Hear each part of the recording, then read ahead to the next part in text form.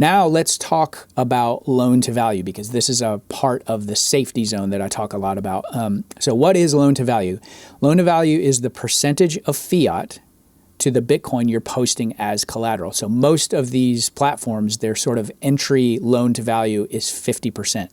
I recommend, just off the top, I recommend that you don't do anything higher than 10 to maybe 30% loan to value. And again, that's because you want to stay inside of that safety zone. You want to make sure that it's low as possible. This helps you avoid being margin called and liquidated. Here's an example. Okay, let's say, for argument's sake, that one Bitcoin is worth $100,000.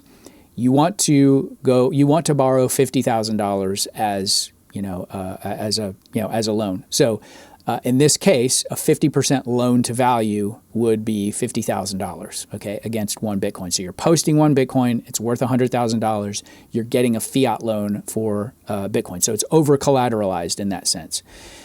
Now, what you also want to keep in mind, what you want to keep your eye on, is when you're doing these loans, you want to be calculating at what price Bitcoin would have to go down to, what price Bitcoin would have to go down to in order for you to be liquidated. In other words, for your loan to go from a 50% loan to value to an 80% loan to value. So in this case, the liquidation price would be $62,500. Now, in this last, 4 months of Bitcoin's price action, if you took out a loan, Bitcoin did briefly, dip below $60,000. I think it went all the way down to $58,000. So your loan would have been liquidated on this. So one of the ways that you can avoid this is to take out a much smaller loan to value. So with this scenario, same scenario, Bitcoin's worth $100,000. You're taking out a 15% loan to value. Now, I know a lot of people will argue, well, I can't live on $15,000. Just, suspend your practicality for a second and just kind of go along with the exercise. The point is that you could take out a lower loan to value, or you could post more Bitcoin as collateral. So if you did, for example, I don't have it on here, but if you wanted to do a 25% loan to value, you could post 2 Bitcoin, and that would still give you the $50,000 if that's what you needed. Okay, so those are just a couple of examples.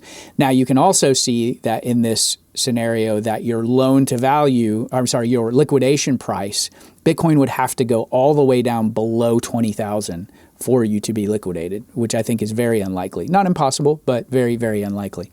By the way, if you're getting value out of this, YouTube tells me that only about 16% of you guys that watch my videos are subscribed. So if you would like, share, subscribe, I'd really appreciate it. It helps the education mission of the channel. With all of that, I wanted to go and just kind of outline a solid decision tree. So if you're thinking about, okay, cool, I'm in the posture where a Bitcoin loan makes sense. Let me figure out, okay, what do I need to do as a decision tree? So this is how to choose it's a decision framework for choosing the right provider.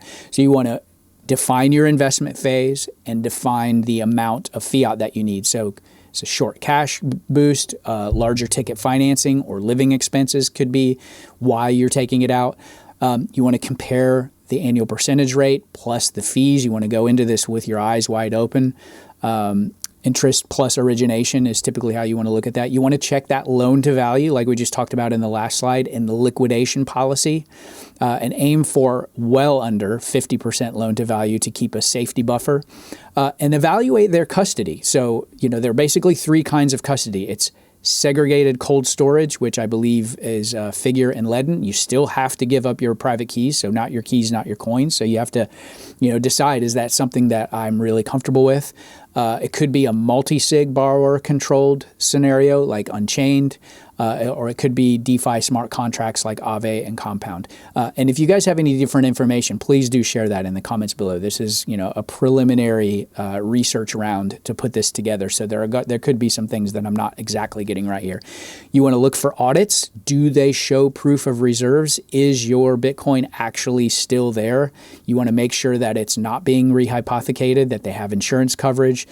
And then with all of this, I think, you test it out with a small loan, gauge the platform responsiveness and the liquidation alerts.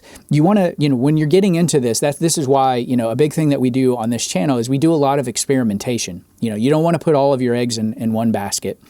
You also don't want to risk a ton of your Bitcoin. I would say you never want to borrow against more than 10% of your overall stack. Now, we all want to own more Bitcoin, but most of us aren't sitting on piles of idle cash.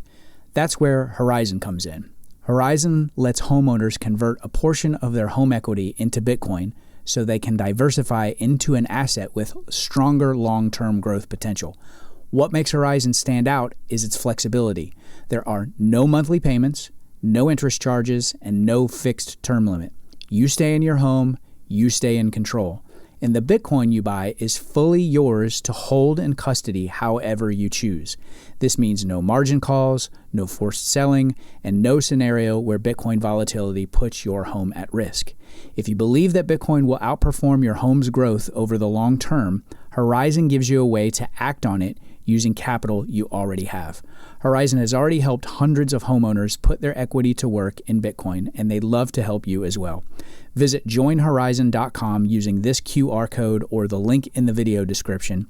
You can see how it works and estimate how much Bitcoin you can unlock in just 90 seconds. Transform your home equity into Bitcoin today with Horizon.